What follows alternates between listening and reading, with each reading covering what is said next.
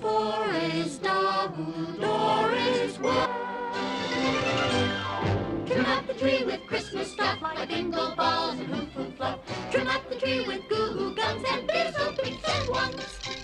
Trim every blessed needle on the blessed Christmas tree. Christmas comes. Bill liked Christmas a lot, but the Grinch, who lived just north of Whoville, could be perhaps that his shoes were too tight. It could be his head wasn't screwed on just right. Staring down from his cave with a sour, grinchy frown at the warm, lighted windows below in the... Then he growled with his Grinch fingers, nervously drumming. I must find some way to... There's one thing I hate.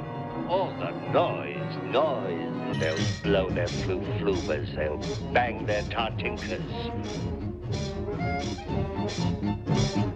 They'll blow their hoo-hoovers, they'll bang their wham their hoo-wonkers. And then they'll make ear-splitting noises deluxe on their great big electro-hoo-cardio schnooks. Rare who roast beast. Raw roast beast is a feast I can't stand in the least.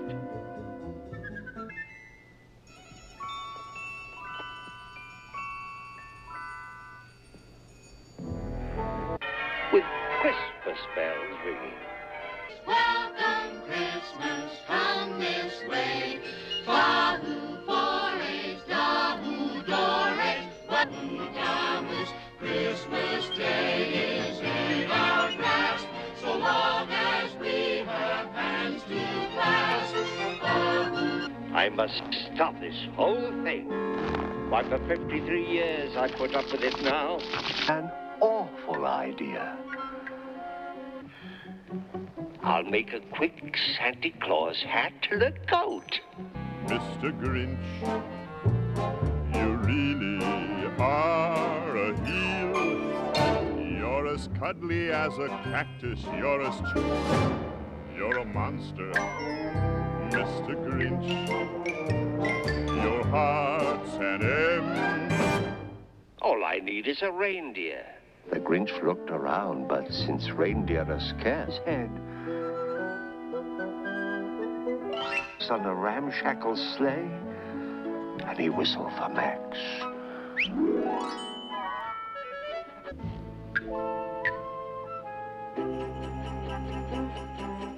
Then the Grinch said, "Get up!"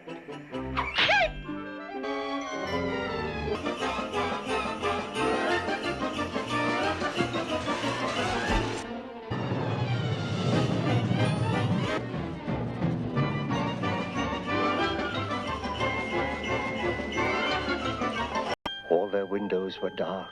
No one knew he was there. All the Whos were all dreaming sweet dreams without care.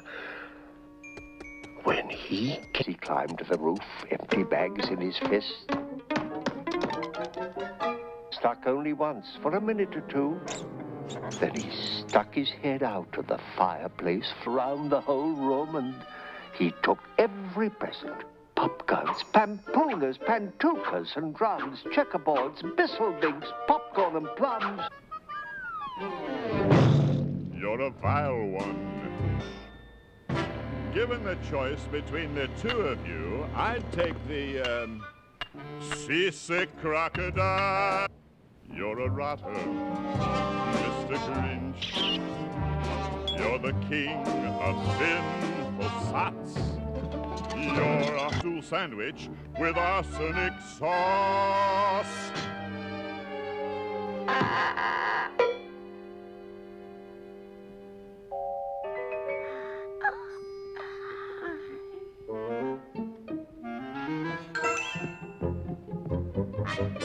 Then he slunk to the ice. We stuffed all the food up the chimney with glee. Now, grinned the Grinch, I will stuff up the tree. As the Grinch took the tree, as he started to shove, he heard a small sound like the coo of a dove. He turned around fast. Why? But there's a light on this tree that won't light on one side. And his fib fooled the child.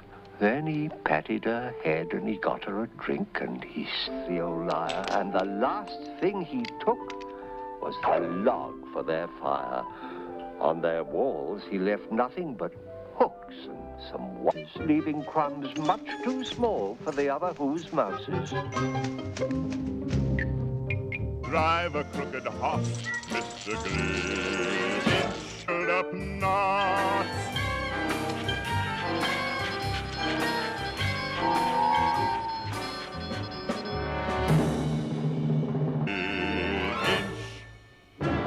The three words that best describe you are as follows, and I quote, stink, stank. Ribbons, their wrappings, their snoof and their fuzzles, their tringlers and trappings.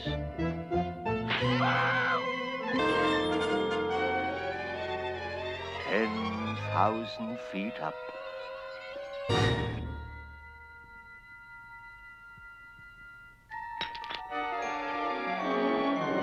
They're just waking up. I know just what they'll do. Their mouths will hang open a minute or two, then the who's down in who.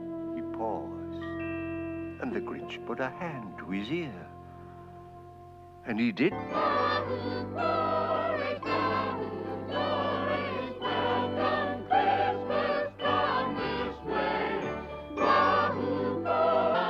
But this sound wasn't sad. What? Without any presents at all. He hadn't stopped Christmas from coming. It came. Somehow, how could it be so? It came without ribbons. It came without tags. Christmas, he thought, doesn't come from a store. Maybe Christmas, perhaps.